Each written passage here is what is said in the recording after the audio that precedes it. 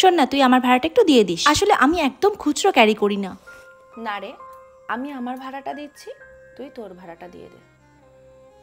এই তুই এই ড্রেসটা কবে কিনেছিস? আজকে আমি তাহলে তোর নতুন এই জামাটাই পরে যাব। কেন, তুই বাড়ি থেকে কোনো জামা আনিসনি? তুই আমার জামাটা অযথা পরতে যাবি কেন? আমার জামাটা পরিস না রে, তুই নিজের জামাই পরে নে আজকে। এই শোন না রে, কালকে আমি তোর নাম করে বাড়ি থেকে বেরোচ্ছি, রাহুলের সাথে দেখা করতে যাবো বলে। তোর নাম না করলে বাড়ি থেকে ছাড়বেই না। প্লিজ তুই ম্যানেজ করে নে প্লিজ। না রে, প্রতিবার তুই আমার নাম করে বাড়ি থেকে বেরোস। আজকে যদি তোর কিছু হয় তাহলে তোর বাড়ির লোক কিন্তু আমাকে এসেই ধরবে। তুই এবার আমার নাম করে বাড়ি থেকে একদম বেরোবি না, তুই অন্য কিছু বলে বেরোবি প্লিজ। এই আজকে না আমার একটা খুব ইম্পর্টেন্ট দরকার আছে, আর তুই আমার সাথে যাবি। দেখ আমি একা একা তো সেরকম যাই না কোথাও। কেন, তুই তো আমার দরকারে কোনোদিন আমার সাথে যাস না।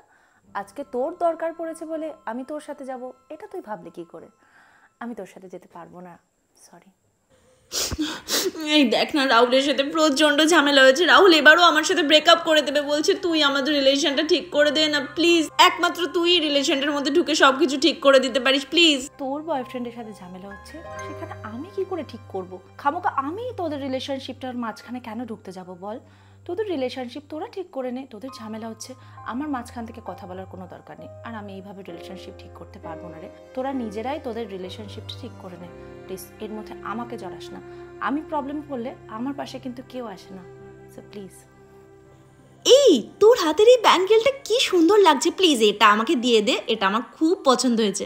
না রে, আমি এটা দিতে পারবো না, এটা আমার খুব স্পেশাল একজন দিয়েছে।